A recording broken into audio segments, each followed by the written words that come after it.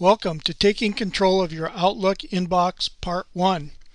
In this session we will create a personal store for email messages and content that we wish to archive for future access, and outside of any rules set on the Exchange Mail server, such as quotas or automatic expiration times of messages. You'll also see how to create this in a location that is automatically backed up on a regular basis that will protect you from loss due to a catastrophic hard drive failure on your local workstation. The first thing we need to do is create that personal data store and place it in a secure spot. The best place for this is going to be on a shared drive on one of our local servers. To do that, do not attempt this with the web version of Outlook. You're going to have to do this with the full client on your local machine. To create the folder, we are going to go to File, New, Outlook Data File. Accept the default of the version that we're going to use here. And now we want to tell it where to place that file. And since we want to put it on the server so it gets backed up on a nightly basis, we're going to go and path to that. Most of you should have a personal share on one of our servers, and it should be prefixed with your username. As you see here, I have one called Steve B. This is the server it lives on, and the drive designation is R. The common designation here for most workstations will be S. It doesn't really matter the drive designation. What you really want to look for is that it is your username. Double click on that and it will open it up. As you can see, I have a lot of data already up here, but I need a new spot to put this email store, and I'm going to create a new folder for that.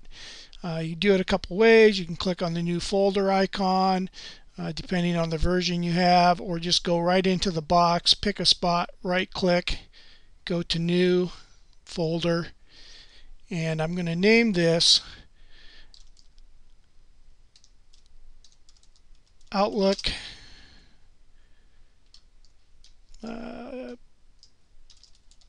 Data Folder. You can call it anything you want. Just call it something that is easy for you to find later should you ever have to go look for it. Double click to open that. Now we need a name for the store. I'm going to call this Outlook Archive. I'll have a little pop-up box here that asks me for a friendly name. This is the name that is going to show up over here under your mail folders, and I'm going to name this one Email Archive. Don't need a password. It's already password protected via the client. Click OK, and here we go. We have a new folder here called Email Archive.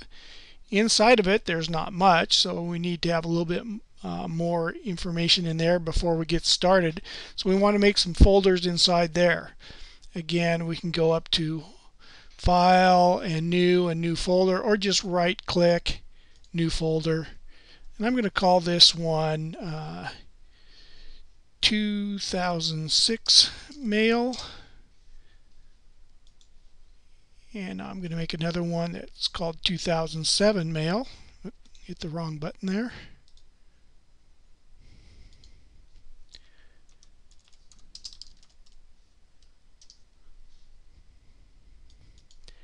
And while we're here, let's make one more called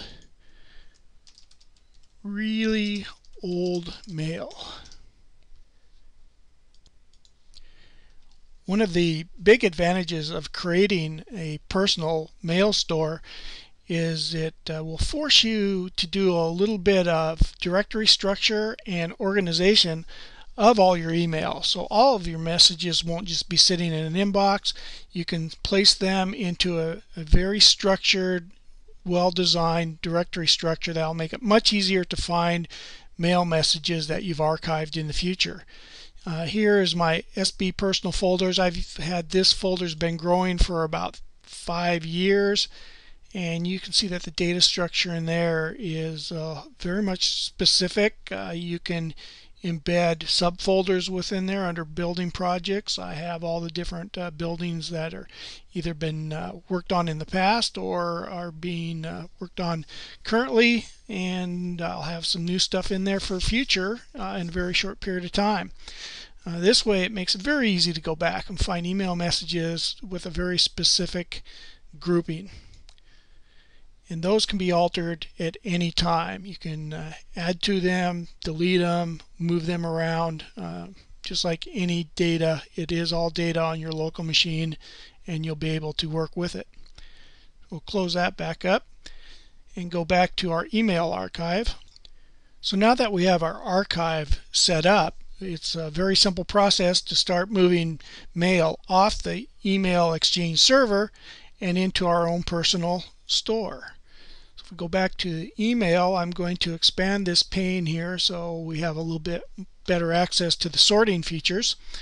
And I'm going to actually sort this by clicking on the Received tab and go back up to the top, and I've now sorted all my mail from the oldest at the top to the newest at the bottom.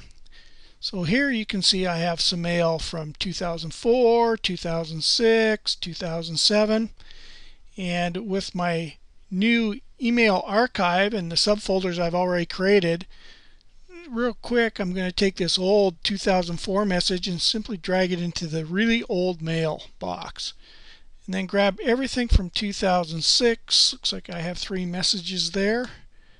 Highlight all those and drop them into the 2006 folder. And now my 2007 is a fairly good amount of old mail here. Find the most recent one from 2007, click once on that one, scroll back to the top, hold the Shift key down, click on that one, and I've selected everything with a 2007 date on it and drag that into my 2007 mail.